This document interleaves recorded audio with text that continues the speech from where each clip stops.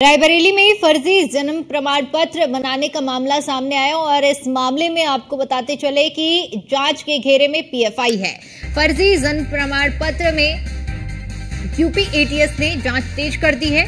प्रदेश के अन्य जिलों में भी ऐसे मामले लगातार इनको पता लगाया जा रहा है।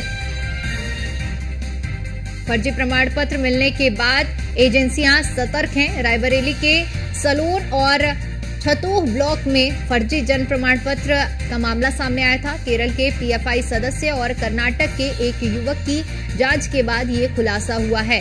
बीजेपी विधायक अशोक कोरी की शिकायत पर इस मामले का खुलासा हुआ। 20,000 फर्जी जन्म प्रमाण पत्र बनाने का खुलासा हुआ था और इस मामले में अब लगातार जांच एजेंसियां लगी हुई हैं। दरअसल फर्जी प्रमाण पत्र मामले के तार केरल, कर्नाटक और महाराष्ट्र से भी जुड़े हुए हैं। ऐसे में एटीएस ने पुलिस और पंचायत विभाग से भी रिपोर्ट मांगी है। आरोपी पंचायत सचिव का खाता भी फर्जी निकला है। तो ये बड़ी खबर है, चूंकि जिस तरह से फर्जी प्रमाण पत्र का मामला सामने आया है, क्योंकि इसके तार न सिर्फ केरल बल्कि कर्नाटक और महाराष्ट्र से भी जुड़ रहे हैं और ऐसे में इस पूरे मामले को बहुत ही सख्ती से लिया जा रहा है। एटीएस जांच पड़ताल में जुटी हुई है। फर्जी प्रमाण पत्र बनाने का मामला बड़े पैमाने पर आया था। बताया जाता है कि 20,000 फर्जी प्रमाण पत्र बनाने का खुलासा हुआ था और ये खुलासा जिसके तार केरल, कर्नाटक और महाराष्ट्र से जुड़े हुए हैं। इस मामले का खुलासा दरअसल बीजेपी विधायक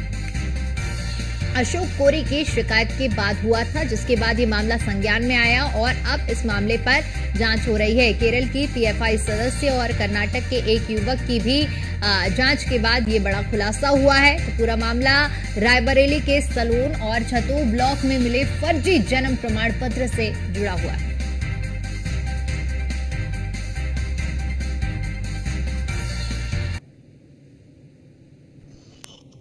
और इसी पर ज्यादा जानकारी के साथ हमारे संवाददाता असद खान हमारे साथ रायबरेली से जुड़ चुके हैं और एसके वाजपेयी हमारे साथ लखनऊ से जुड़ चुके हैं। एसके, अगर सबसे पहले पूरे अपडेट की बात की जाए, क्योंकि जिस तरह से ये मामला सामने आया है, बेहद अहम मामला है ये। इतने बड़े पैमाने पर फर्जी प्रमाण पत्र बनाने का मामला सामने आया है। अब किस दिशा में जांच एजेंसियां काम कर रही हैं, क्योंकि इसके तार न सिर्फ केरल बल्कि कर्नाटक और महाराष्ट्र से भी जुड़ रहे हैं? बिल्कुल निश्चित तौर पर जिस तरीके से अशोक कोरी की तरफ से, जो बीजेपी विधायक है, उनकी तरफ से जन्म प्रमाण पत्र को लेकर जिस तरीके की धांधली हो रही थी, उसकी शिकायत हुई थी और शिकायत के बाद जब जांच शुरू हुई तो चौंकाने वाले तथ्य निकलकर सामने आने लगे। हालांकि इसमें छतोह और सलोन दो ऐसे ब्लॉक हैं जहां बड़े पैमाने पर इसकी अनियमितताएं पकड़ी गई हैं। अब इस पूरे मामले को लेकर उत्तर प्रदेश की जो जांच एजेंसियां हैं वो सतर्क हो गई हैं। खासतौर पर एटीएस और जो यूपी पुलिस है लगातार इस पूरे मामले को लेकर जांच कर रही है। हालांकि इससे जुड़े हुए जो प्रशासन के अधिकारी हैं, पुलिस के अधिकारी हैं, उसके अलावा जो पंचायती राज विभाग के जो अधिकारी हैं, उनसे इस पूरे मामले पर अपडेट मांगा गया है। चूंकि मामला पीएफआई से भी जुड़ता हुआ दिखाई दे रहा है और न केवल उत्तर प्रदेश बल्कि केरल और कर्नाटक जैसे प्रदेशों से भी इसके तार जुड़ रहे हैं। इस पूरे मामले को लेकर उत्तर प्रदेश की जांच एजेंसियां पूरी तरीके से सख्त हो गई हैं। न केवल रायबरेली, जब रायबरेली में इस तरीके का मामला निकलकर सामने आया तो उत्तर प्रदेश के दूसरे जिलों में भी इस तरीके की स्थितियों को लेकर लगातार जांच आगे बढ़ाई जा रही है और कोशिश की जा रही है कि अगर कहीं भी इस तरीके का कोई मामला आता है तो उसको जोड़कर इस जांच से प्रक्रिया को आगे बढ़ाया जाए। तो निश्चित तौर पर अगर हम देखें तो कहीं ना कहीं उत्तर प्रदेश सरकार की तरफ से जब सख्त निर्देश दिए गए हैं कि जहां पर भी इस तरीके की धांधली हुई है, जहां पर इस तरीके की अनियमितताएं हैं और जहां पर उत्तर प्रदेश की सुरक्षा से जुड़ा हुआ मामला है, तो ऐसे लोगों के खिलाफ कठोर एक्शन लिया जाए। तो देखना यह है कि क्या कुछ कार्रवाई उत्तर प्रदेश सरकार की तरफ से होती है। हालांकि इस पूरे मामले की जांच चल रही है और अलग अलग जो जांच एजेंसियां हैं इस पूरे मामले को देख रही हैं, जिसमें यूपी पुलिस, एटीएस और साथ ही साथ पंचायती राज विभाग के अधिकारी शामिल हैं। अब देखना यह है कि किस स्तर पर ये जो है अनियमितताएं की गई हैं और प्रदेश की सुरक्षा के साथ इस तरीके का खिलवाड़ किया गया है। जी बिल्कुल, क्योंकि अब ये अपने आप में बेहद बड़ा मामला है, जांच के दायरे में है। असद, अगर इस पूरे मामले की बात की जाए, चूंकि एक दो नहीं बल्कि 20,000 फर्जी प्रमाण पत्र का मामला सामने आया है, जहां तार केरल और कर्नाटक, महाराष्ट्र से जुड़ रहे हैं, तो वहीं इस बात से भी नकारा नहीं जा सकता है कि ये सब जो चल रहा था, अगर फर्जी प्रमाण पत्र बनाने का जो मामला चल रहा था, इसमें किसी स्थानीय अधिकारी की बिना मिलीभगत के ये मामला नहीं हो सकता है। ऐसे में जब बीजेपी विधायक ने शिकायत की, उसके बाद ये मामला संज्ञान में आया। अब क्या कुछ इस मामले में रायबरेली में सुगबुगाहट देखने को मिल रही है? बिल्कुल, देखिए दीपिका, ये मामला था क्योंकि पीएफआई से जुड़ा ये मामला जब कर्नाटक में पकड़ा गया और वो आदमी जेल में था, और फिर उसके बाद जब विधायक अशोक कोरी ने इस पूरे मामले को उठाया, तो कहीं ना कहीं जिस जन सुविधा केंद्र के संचालक जिशान को उठाया गया था, उसको पुलिस ने पहले 151 में चालान किया, जबकि विधायक की तरफ से साफ तौर पर कहा गया था कि ये मामला बड़ा है और इस आदमी को जेल भेजिए और इसके बाद इसकी जांच करिए, लेकिन उसको छोड़ा गया। उसके बाद अशोक कोरी ने बड़े अधिकारियों को इसमें संज्ञान में लाए पूरा मामला, तब जाके उसको 24 घंटे के बाद फिर गिरफ्तार किया गया। तो कहीं ना कहीं पुलिस की भी लापरवाही इसमें जरूर है। जो एसओ हैं सलोन जितेंद्र कुमार सिंह, वो पहले से चर्चाओं में रहे हैं। उन विधायक के कहने के बाद भी उस लड़के को छोड़ा गया, 151 में चालान किया गया। 24 घंटे के बाद जब उच्च अधिकारियों के संज्ञान में आया तो फिर उसको गिरफ्तार किया गया। लेकिन अब ये मामला बड़ा होता हुआ नजर आ रहा है, क्योंकि केरल से लेकर महाराष्ट्र और कर्नाटक तक इस मामले को जोड़ा जा रहा है। कहीं ना कहीं आतंकी जो संगठन है उनके साथ ये मामला जोड़ा जा रहा है। तो ये बड़ा मामला है और इस पर कार्रवाई करनी चाहिए। सबसे बड़ी बात यह है कि जो संचालक है वो 3 साल में ही करोड़पति बन जाता है। इसके ऊपर जो प्रशासनिक अधिकारी हैं वो ध्यान नहीं देते। फिलहाल जो ग्राम पंचायत अधिकारी थे विजय सिंह यादव, उनके आईडी पासवर्ड से पूरे जो प्रमाण पत्र हैं वो बनाए गए और उसके बाद उनकी गिरफ्तारी भी की गई, उनको जेल भेजा गया। अब जांच एटीएस कर रही है, उत्तर प्रदेश पुलिस कर रही है, और सभी जो ब्लॉक हैं जहां पर ग्राम विकास अधिकारी की पोस्टिंग रही है उस जगहों को भी खंगा जा रहा है कि और कितने जन प्रमाण पत्र हैं ऐसे जो बनाए गए। दीपिका, बिल्कुल, क्योंकि असद अब ये जांच का विषय भी है। ऐसे में इसके अगर समझने का प्रयास करें, फर्जी प्रमाण पत्र, 20,000 फर्जी प्रमाण पत्र का खुलासा होता है और जिसके तार पीएफआई से जुड़ते हैं। अगर एक आकलन निकाला जाए और अभी तक जिस तरह से तार जुड़ पा रहे हैं, आखिर पीएफआई को इससे क्या कुछ फायदा मिलेगा इतने बड़े पैमाने पर फर्जी प्रमाण पत्र बनवाकर? बिल्कुल दीपिका, देखिए जो जन्म प्रमाण पत्र है ये शुरुआत होती है और उसके बाद कहीं ना कहीं आधार कार्ड बनता है, वोटर आईडी कार्ड बनता है, पासपोर्ट बनता है। तो कहीं ना कहीं आतंकवादी संगठन इसमें शामिल होते हैं।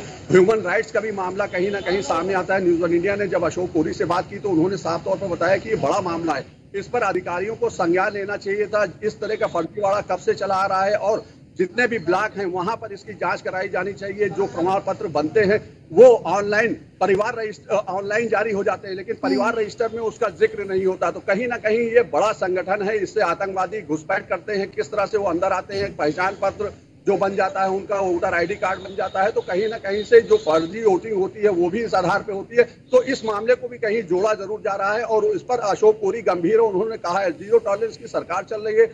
मुख्यमंत्री योगी आदित्यनाथ ने पूरे मामले को संज्ञान में लिया है और वो खुद इस मामले को सदन में उठाएंगे और जो भी इसमें लिप्त अधिकारी हैं और जिन पर कार्रवाई होनी चाहिए उन पर कार्रवाई सुनिश्चित करनी चाहिए, उनको मिलकर रास्ता दिखाना चाहिए।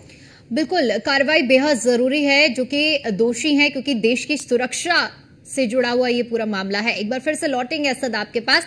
इसके अगर एक ये मामला रायबरेली से जिस तरह से सामने आया है, चूंकि तार न सिर्फ उत्तर प्रदेश बल्कि अन्य राज्यों से भी जुड़ रहे हैं, ऐसे में ये मामला कहा जाए कि सिर्फ रायबरेली तक ही सीमित नहीं रहा होगा, इसके तार और जिलों में भी फैले होंगे।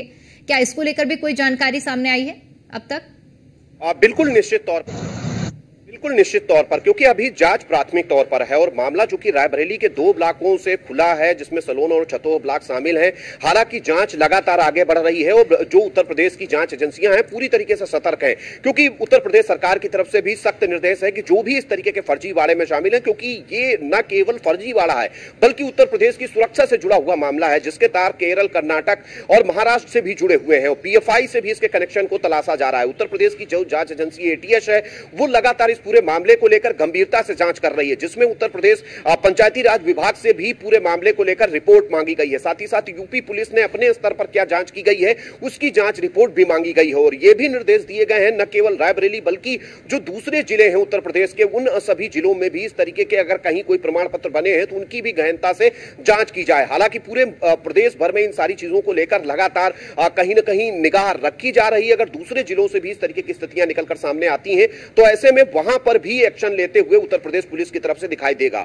तो निश्चित तौर पर लगातार उत्तर प्रदेश सरकार जहां एक तरफ इन सब मामलों को लेकर पूरी तरीके से सख्त है, ऐसे में एटीएस ने जब इस पूरे मामले की जांच शुरू कर दी है तो देखना यह होगा कि क्या कुछ निकलकर सामने आता है या रायबरेली के अलावा दूसरे जिलों में भी क्या इस तरीके की स्थितियां मिलती हैं। जी बिल्कुल, क्योंकि जांच का विषय है ये और जिस तरह से अब खामियां सामने आ रही हैं, ऐसे में अब तक क्या कुछ आधिकारिक बयान भी इसको लेकर इसके सामने आए हैं?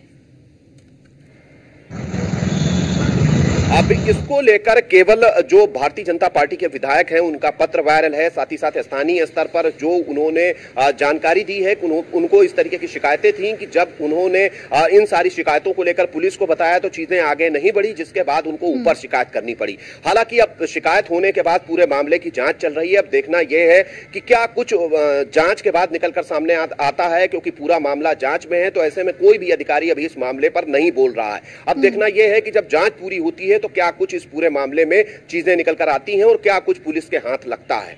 जी, बहुत शुक्रिया आप दोनों का हमारे साथ जुड़ने के लिए और जानकारी के लिए। इसी के साथ फिलहाल के लिए इस बुलेटिन में इतना ही। बाकी तमाम बड़ी खबरों के लिए देखते रहिए न्यूज़ 1 इंडिया। नमस्कार।